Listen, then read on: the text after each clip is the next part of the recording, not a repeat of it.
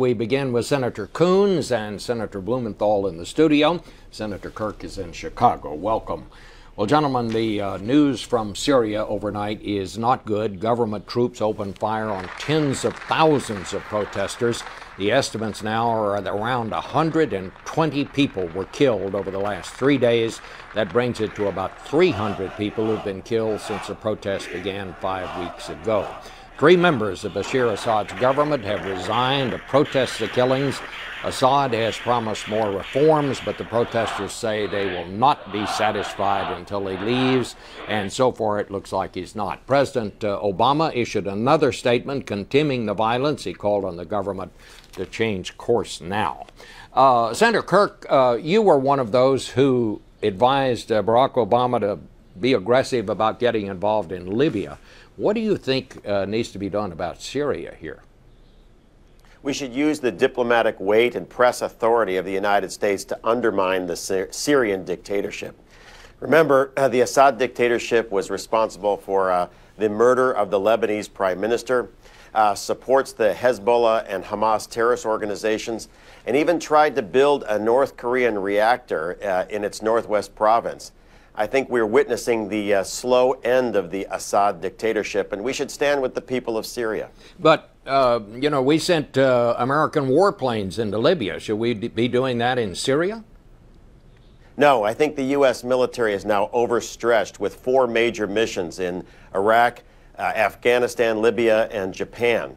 But the U.S. weight and diplomatic authority can be a great source of strength and political support for the Syrian opposition, which has now apparently got its voice. And I think we are seeing the final stages of the Assad dictatorship. First his father and now him. The 2 Democratic senators here in the studio. Senator Blumenthal, where do you see this thing going? Now, some people have talked about that Libya imploded, but Syria could explode and could have an effect far greater than what's happening in Libya, because after all, this is the main enemy of Israel, amongst other things. What do we need to be doing there? And a far greater threat to Israel and to the Middle East generally in Syria, and we should encourage the democratic movement in Syria, but at the same time avoid anything like an open-ended commitment, certainly no troops on the ground, and no military involvement without the same kind of international consortium that we managed to do in Libya, but generally encourage the forces of democracy, just as we did in Egypt, a much better model than Libya for the United States. What about you, Senator Coons? Bob, America is safest and America is strongest when we lead with our values. And the values that we have that are really compelling to folks around the world are when we stand up and support democracy and people who are seeking a greater role in their own countries. We've done that in a way that I think is moving the Middle East, not towards the 7th century caliphate view of al-Qaeda, but instead towards a view of wanting to participate in the 21st century. I agree with Senator Blumenthal. We need to form an international coalition. We need to be limited in our goals and aims in Syria, but we need to be engaged. Senator McCain just came out of Libya, and he said we need to take Gaddafi out.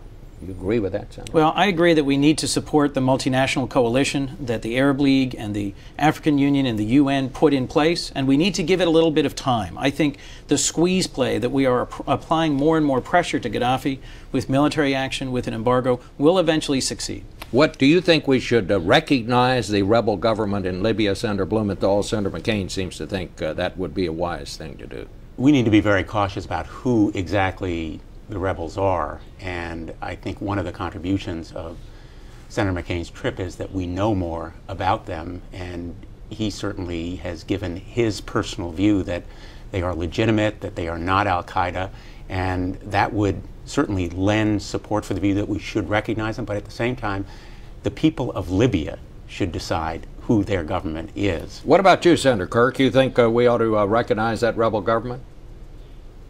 I think we should follow the direction of our European allies that have already recognized the rebel government.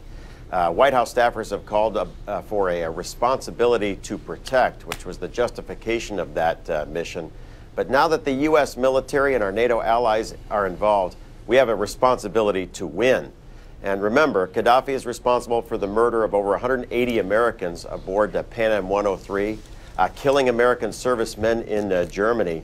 I think we should wrap this up. It would also help stabilize the Middle East and the international economy if we make sure that we bring more U.S. AC-130 and A-10 combat power back online to quickly end this conflict.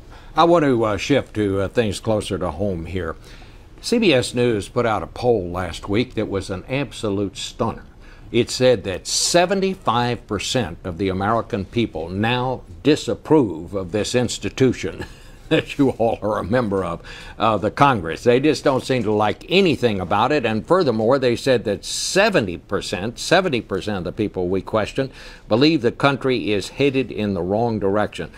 Senator Blumenthal, does that say to you that maybe somebody's doing something wrong here? Maybe it's time to start listening, to think about finding ways to compromise? You know, Bob, if you're out in America, the way I am and my colleagues are, and I spend a lot of time back in Connecticut every weekend, every opportunity, you really hear how people are still hurting, struggling to stay in their homes, to find jobs, to make ends meet. And they have a right to be angry at Washington because Washington hasn't been listening on gasoline prices. For example, the price of gasoline in the state of Connecticut has risen from $2.99 last year to $4.14 right now. Well, let me just tell you that President Obama has appointed some kind of an investigatory group to look into that. Is that enough? Do we need to do more? Bob, the problem is it is not investigatory. It is more to monitor and follow the developments. And I commend and applaud the president for focusing on this issue. But I think there really needs to be an investigation involving, for example, subpoenas and compulsory process, which I used as Attorney General in similar investigations. There needs to be very possibly a grand jury to uncover the potential wrongdoing there. So you want the Justice Department? Is that what you're saying? The Justice Department should take the lead, seize this moment, and send a message, a very strong deterrent message, that this country will not tolerate the kind of illegal speculation and trading and hedge fund activity that may be driving prices up. Just to give you one fact, the amount of trading and hedge fund activity, the energy positions are at an all-time high in this country's history, up 64% from just a few years ago. And the indicia of potential illegal activity, whether civil or criminal, I think certainly justify a Department of Justice investigation immediately and comprehensively right now. Let me ask you something, Senator Kirk, because I'm going to shift a little bit the conversation here. People continue to say that Congress doesn't hear what they're saying out there, and I wonder, can you really blame them when something like happened last week happened? While the Congress is on vacation, here 10 senators of both parties, led by the Senate leader Harry Reid, showed up in Macau, of all places, which is the gambling capital of Asia, and they say they're there to visit constituent interests there. Of course, the wind interests out in Nevada are a big deal for Nevada. But should taxpayers be paying for a trip like that? I know they're going on to China, but should taxpayers be paying for a trip like that when we're in the mess we're in financially?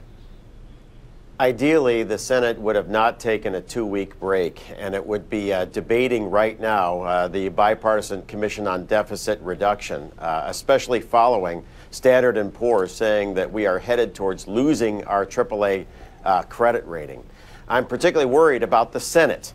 While the House of Representatives has cast over 200 votes and sent major legislation directly on point to expand the gasoline supply of the United States, lowering prices and cut government spending, the Senate is largely moribund. It's not voting very much. In fact, we've been on a very small business bill for weeks rather than dealing with the business of the country. Well, let me just ask you that, Senator Coons. Why is the Senate on vacation? You know, most of us, if you're Jewish, you get Passover off, and if you're Christian, you get Good Friday off. But the Congress is taking 2 weeks off. President's Day, you took a week off. If I'm not mistaken, this is now 5 vacations since January that the Senate and the Congress have taken. Why? Well, to be clear, Bob, I don't think the Senate is making as much progress as it needs to. As someone who worked in the private sector for a long time and then ran a local government before coming here, at times I'm so frustrated, I feel like I'm banging my head against the wall trying to encourage forward movement. And I agree, I'm very hopeful that the Gang of Six, Republicans and Democrats, senators who have been working in private very hard to try and come up with a responsible budget compromise, will have something to put on the table. But to be clear, when we're on recess, as my daughter Maggie says, my recess is quite different from her recess. I'm busy going up and down the state of Delaware, visiting manufacturers, visiting schools, visiting okay, seniors. I'll take your point. We don't just take vacation. But Macau. I can't explain or defend why folks take some of the trips they do. The only trip I've taken as a senator is to visit our troops in Afghanistan. And I do think that senators and the Senate as a body need to focus on our spending every bit as much as every working family in America is focusing on their spending. All right, well, the next big question is going to be, do we or do we not raise the debt ceiling? Which, if we don't do it, I think is general agreement, the government will have to start defaulting on its debts, which could set off worldwide recession in the minds of some people. Are you going to find a way to raise the debt limit, Senator Blumenthal? The answer is unequivocally yes. We will raise the debt ceiling because the alternative, as every expert economist agrees, would be catastrophic for our economy, for our credibility around the world, for the bond markets, and for the world economy. So I think the only question is really whether raising the debt ceiling will be tied to spending reductions. And I personally believe that we need to rein in government spending, cut the debt and the deficit, but at the same time make our priority jobs and economic growth. Let's see what Senator Kirk says about that. Are you going to raise it? Maybe or maybe not. I will vote no on raising the debt ceiling unless we have comprehensive, dramatic, effective, and broad-based cuts to federal spending, including the reform of entitlement spending. I think the best play here is to have the Bipartisan Deficit Commission report of the Gang of Six attached to the debt limit extension. That would be huge cuts in the future spending of the United States that may be a good deal. Without that, we should not send a blank check to the administration. We would risk repeating the mistakes of the governments of Greece, Portugal, and Ireland, all who said yes to everyone and no to their economic future. All right. Well, gentlemen, I want to thank all three of you. A very interesting discussion this morning.